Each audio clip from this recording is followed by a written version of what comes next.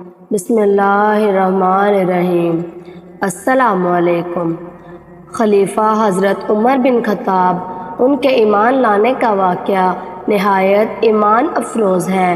نبی پاک صلی اللہ علیہ وآلہ وسلم نے ایسی کون سی دعا کی جو حضرت عمر ایمان لے آئے، اور حضرت عمر رضی اللہ تعالیٰ عنہ نے قرآن پاک کی کون سی آیت سنی جس سے حضرت عمر رضی اللہ تعالیٰ عنہ ایمان لے آئے۔ یہ بہت ہی دلچسپ واقعہ ہے، لہٰذا ویڈیو کو اینڈ تک دیکھیں۔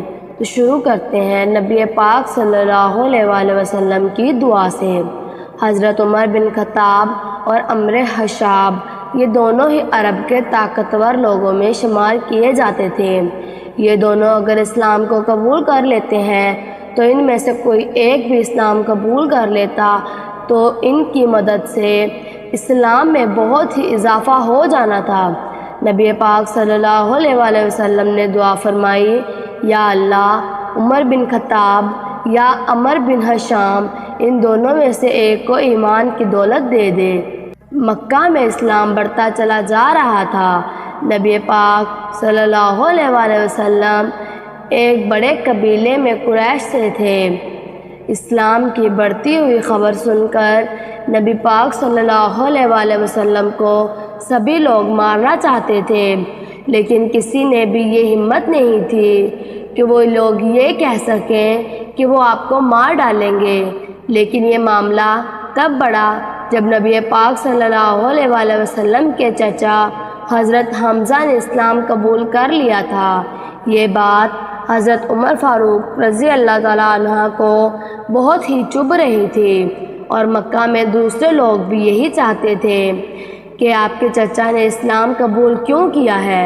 مکہ کے لوگ اکٹھے ہوئے اور انہوں نے کہا کہ کوئی ہے جو محمد کو قتل کرے، تو حضرت عمر بن فاروق نے کہا کہ میں آپ کو قتل کروں گا۔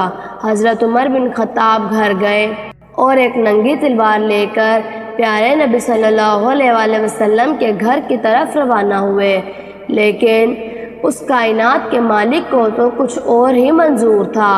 حضرت عمر فاروق آگے بڑھ رہے تھے کہ راستے میں حضرت حذیفہ رضی اللہ تعالیٰ عنہ مل گئے۔ حضرت حذیفہ رضی اللہ تعالیٰ عنہ ایمان لا چکے تھے۔ حضرت حذیفہ رضی اللہ تعالیٰ عنہ نے حضرت عمر بن خطاب کا غصہ دیکھا، تیور دیکھے اور ہاتھ میں تلوار دیکھی تو پوچھا، عمر کیا معاملہ ہے؟ حضرت عمر رضی اللہ تعالیٰ عنہ نے غصے میں کہا کہ میں آج محمد کو قتل کر دوں گا۔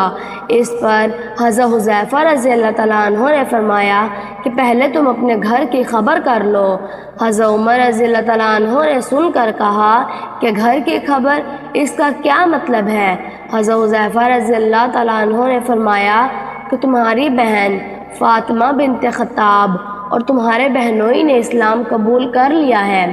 حضرت عمر بن خطاب مارنے تو جا رہے تھے پیارے نبی صلی اللہ علیہ وآلہ وسلم کو، لیکن آپ غصے میں اپنی بہن کے گھر کی طرف روانہ ہو گئے۔ ادھر حضرت عمر بن خطاب کے بہن اور ان کے بہنوئی قرآن پاک کی سورۃ طٰہٰ کو سن رہے تھے۔ حضرت عمر بن خطاب نے بہت ہی غصے سے دروازہ کھٹکھٹایا اور فرمایا کہ دروازہ کھولو۔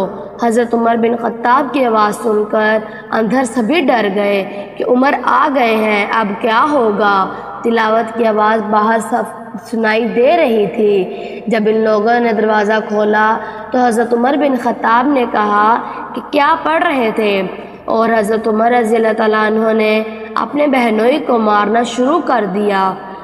حضرت عمر بن خطاب کی بہن نے فرمایا، اے عمر، تم ہماری جان ہی کیوں نہ لے لو، ہم اسلام نہیں چھوڑیں گے۔ یہ الفاظ سننے کے بعد حضرت عمر بن خطاب کچھ ٹھنڈے ہوئے، تھوڑی دیر بیٹھے اور پھر فرمانے لگے۔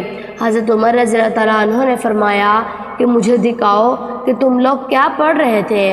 حضرت عمر بن خطاب عرب کے کچھ چند لوگوں میں سے تھے جو پڑھ لکھ سکتے تھے۔ آپ نے خود ہی سورۃ طٰہٰ کی آیت پڑھنا شروع کر دی۔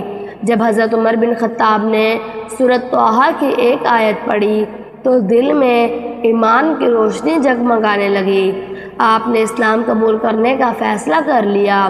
اسی حالت میں ہی حضرت عمر بن خطاب پیارے نبی صلی اللہ علیہ وآلہ وسلم کے پاس پہنچے۔ حضرت عمر بن خطاب نے دروازہ کھٹکھٹایا۔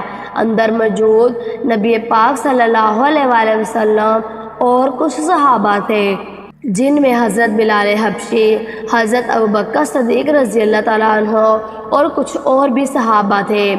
ایک صحابی نے دیکھا تو پیارے نبی صلی اللہ علیہ وآلہ وسلم سے فرمایا کہ عمر آیا ہے اور اس کے ہاتھ میں تلوار ہے۔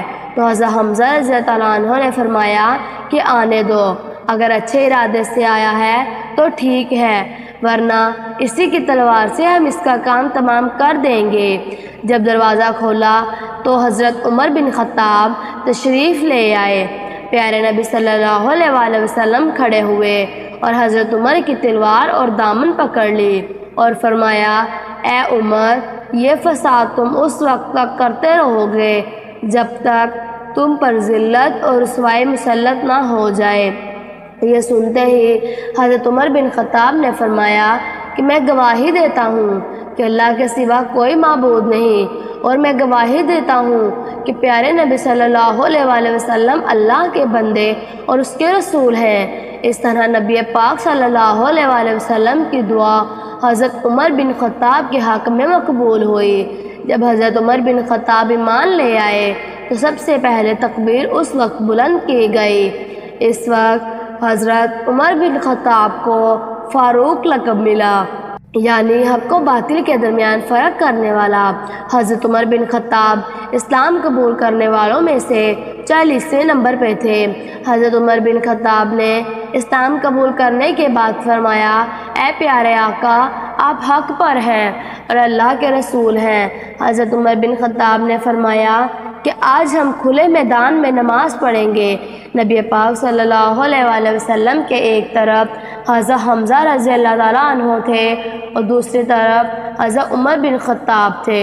مکہ کے صحن میں نماز ادا کی گئی۔ دیکھنے والے کہنے لگے کہ انہیں روکو۔ ان میں سے کسی نے کہا کہ اب ان پر کون حملہ کرے گا جن کے ساتھ حمزہ اور حضرت عمر بن خطاب جیسے جنگجو ہوں۔ جب ہجرت کرنے کا وقت آیا تو ہجرت کے وقت بھی حضرت عمر بن خطاب نے فرمایا کہ میں ہجرت کر کے جا رہا ہوں، اگر کوئی چاہتا ہے کہ اس کی بیوی بیوہ اور اس کے بچے یتیم ہو جائیں اور اس کی ماں اس کو روئے تو وہ آ کر ہمیں روک کر دکھائے۔ یہ وہ حضرت عمر رضی اللہ تعالیٰ عنہ ہیں جن کو نبی پاک صلی اللہ علیہ وآلہ وسلم نے دعا کر کر مانگا۔ سبحان اللہ۔ آپ کو ویڈیو اچھی لگی ہو تو اس طرح کی مزید ویڈیوز دیکھنے کے لیے ہمارے چینل کو سبسکرائب کر دیں۔